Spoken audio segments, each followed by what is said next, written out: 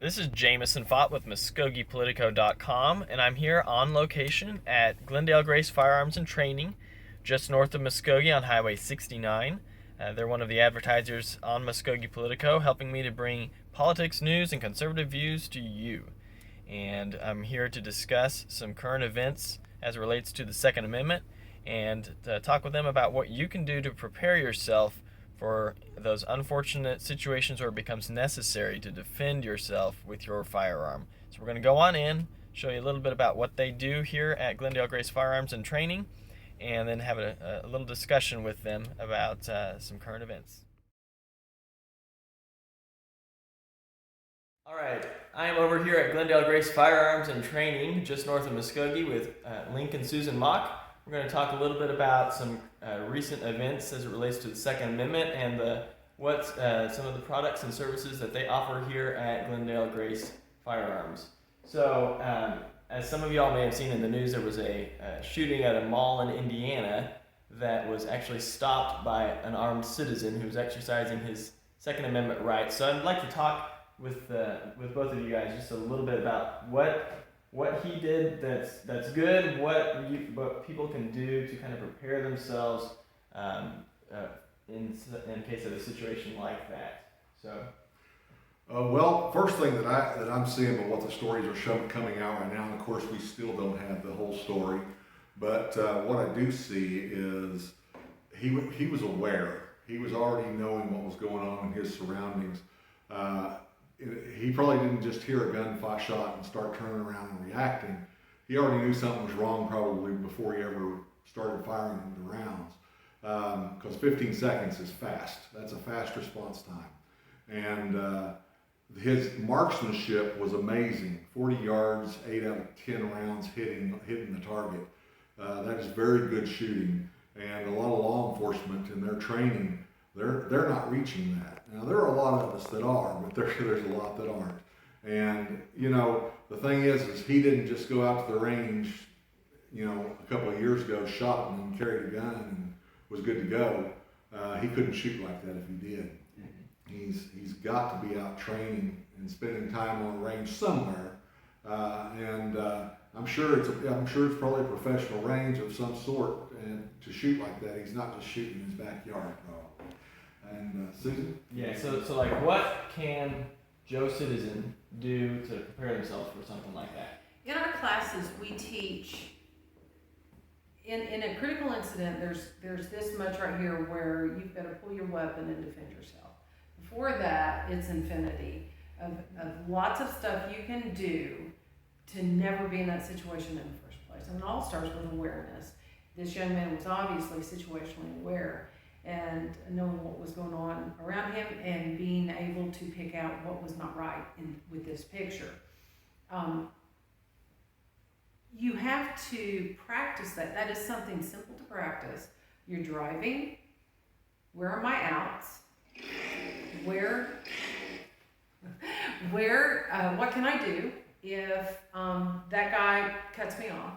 You're situationally aware at all times when you're driving. Obviously, you're driving a dangerous weapon. When you're in the mall, who's around you? Do you know these people? In your bubble, in your space, a person can cover 21 feet in a second and a half. And these people are within 4 feet of you. So you better know who they are. Where are their hands, or what's in their hands? Are their hands in their pockets? Especially women. Are your spidey senses going off? Pay attention to that. Those are everyday things we can practice. We have to practice that firearm stuff. We weren't born. Many of us were born with a gun within reach, but that doesn't teach us how to use that weapon. Sure. So you have to handle that weapon every day. Yeah. And you have to go out and shoot often. You don't just shoot. Think about your penmanship. Do you like to write cursive? So many kids today can't write cursive at all. But if you just jot down a few notes, maybe you're lucky if you can read it later. Do you practice your penmanship? Used to, we practiced our penmanship. Something as simple and basic as penmanship, we're gonna practice, and handling a firearm, we're not. Or we're gonna go to the river and just shoot at that tree branch over there. Seriously? That's number one, irresponsible. Number two, it's poor training. It's bad training. You're training the wrong way. Yeah. So many people in recent times have gotten scared. So I've got to have a gun to protect myself. Well, guns scare me.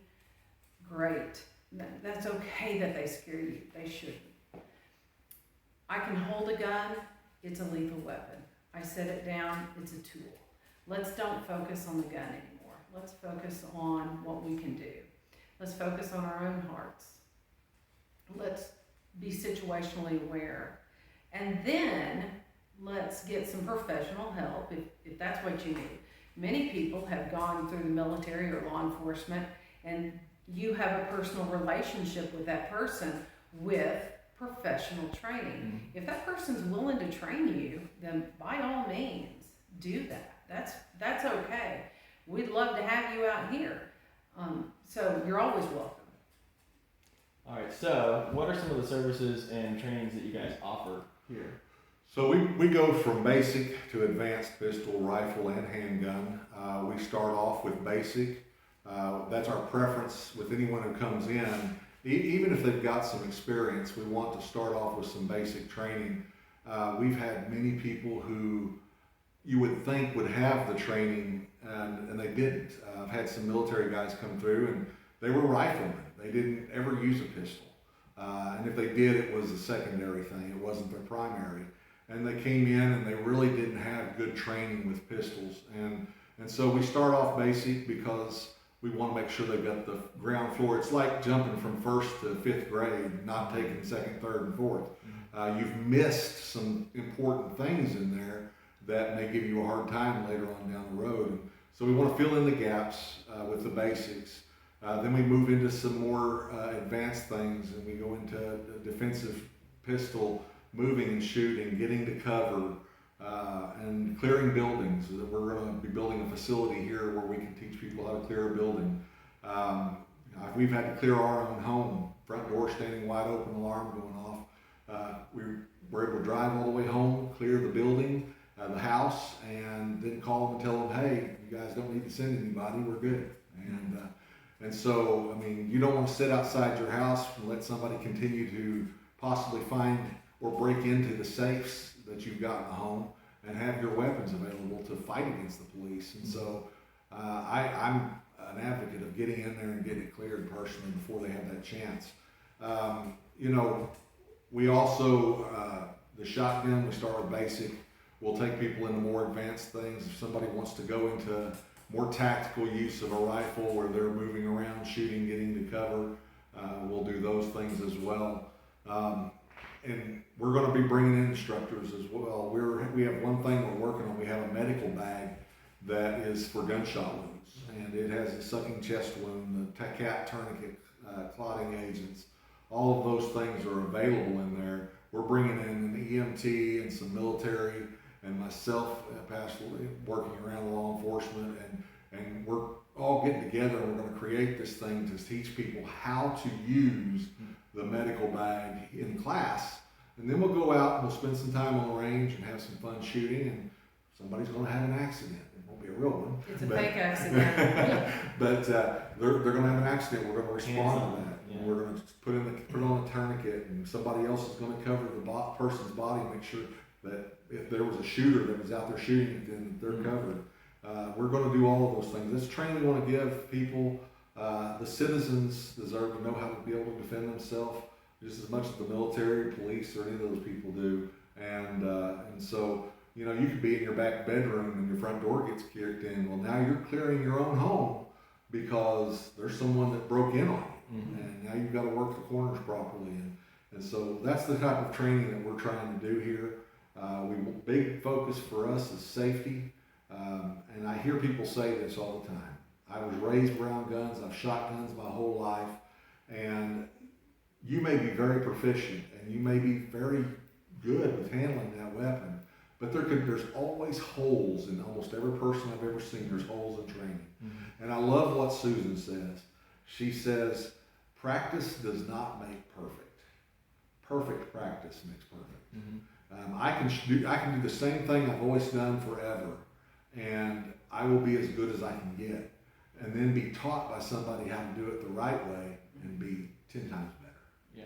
You mentioned the range, so tell us a little bit about the range that you have out here, and then how do folks get out here? Okay, we have 5 25-yard bays separated by concrete walls. They hold 5 to 10 shooters per bay. Then we have a track field, and in the future we're going to be building a 5 stand, which is so much fun. You don't have to hunt in order to enjoy trap shooting. We have a 50-yard tactical bay in it, so you can shoot 180 degrees. We're going to narrow that down a little bit to 170 degrees, but it's surrounded by a dirt berm. In there you can park a car, practice, like law enforcement can practice traffic stops. We as citizens can practice defending ourselves from our car, both as the driver or as a passenger. We can set up scenarios in there with chairs and tables. So now you're sitting in your home and someone kicks in your door. What do? It just is eye-opening when you learn and when you get an opportunity to practice that. Now you're aware in your own home and in your own situation. Then we have a rifle range that goes out to 300 yards, and it's divided into 100-yard segments. And there's a berm for each yardage. You can move the paper target up to 50 yards even. But it's important to sight in your weapon, your rifle, before you start shooting the longer distances. It's a safety thing. And we do have one member who takes his pistol to the 300-yard range. Blooming awesome. But anyway, I had trouble with 15 yards. I'm impressed. All right, so how do folks get out here if they want to come and visit you guys? We are located on the east side of Highway 69. We're north of Muskogee and 1.5 miles south of the Muskogee Turnpike. All right, so right between the river and the turnpike. Yes. Pretty close to the Livesey Peach Barn. We're a half of a mile. Half of a mile. Good time south of year. of the Peach Barn. So if you're going to go out and get peaches, this would be a great time to swing over and Yeah. check out Glendale Grace Firearms and Training. Where can they go online to find some information, upcoming events, things like that? GGF Firearms with an S.com. It's all one word. All right, and you guys also have a store. Tell us a little bit about some of the things you got up here. So we're still working on some inventory. Just opened up February 1st. And we've got some ammo, we've got some guns for sale, we've got some novelty items that are, we've got an AR pillow, and we've got salt and pepper shakers, shotgun shell, we've got shot glasses, things like that. We're working right now to try to increase our inventory every day, and it's all just a matter of building the business as we go. And we plan on having clothing and boots and different things like that as well at some point. All right, and Susan, tell us a little bit about your upcoming event here with A Girl and a Gun. A Girl and a Gun is a national shooting league for women only. We are having a meet and greet this coming Monday, the 25th at 6 o'clock right here at Glendale Grace Firearms. In that meet and greet, we'll have snacks, we'll get to visit with one another, and we're going to go over what all is involved in this chapter, which would be the Porter chapter, what we will be doing. We want to do things like we'll meet at least twice a month, and we'll shoot every month. We will learn different things that we want to know. Do you want to know how to clean your weapon? Let's have a clinic on cleaning your weapon. Nominal fees just to cover the cleaning supplies. If you bring your own cleaning supplies, then great. That's great. I will give you my time. If you are wanting to learn to shoot better from further back, then we're going to go out and we're going to practice those things. it's non-judgmental, ladies only. I never realized, because of the way I was raised, I never realized that men can intimidate or be intimidating, or that they would even be cruel enough to make fun of women shooters, until I got around law enforcement and found out that some women, not here, thankfully, but some women have been chastised and looked down upon within the ranks, and that just goes all over me. So, law enforcement, ladies in the law enforcement realm are welcome. We'd love to have you. We have a friend of ours who's a deputy, and she's going to help me, RSO, range safety officer, and it will be a safe place. Bring your daughters. If you want your daughters to learn how to practice gun safety, then this is the place. If you don't want them to handle a gun yet, you just want them to know about it, that's your call. You tell me what you want me to teach your daughter, and that's what I'll do. All right, and what time is this at, and where? 6 o'clock, right here. We will have some light snacks and beverages. We have a Keurig and a coffee pot, so we've got all the important stuff covered. And it won't last very long at all, maybe an hour, depends on the questions and of the group.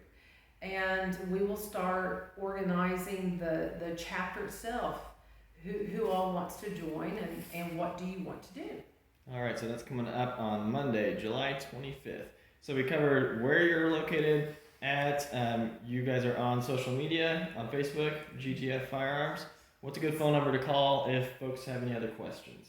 Area code 918-708-5576. All right, well, I appreciate them taking some time to go over this, some helpful information. Hope that you guys all find that helpful, and be sure and come check them out. Again, they are located on the east side of Highway 69 between the Arkansas River and the Muskogee Turnpike. GGFfirearms.com.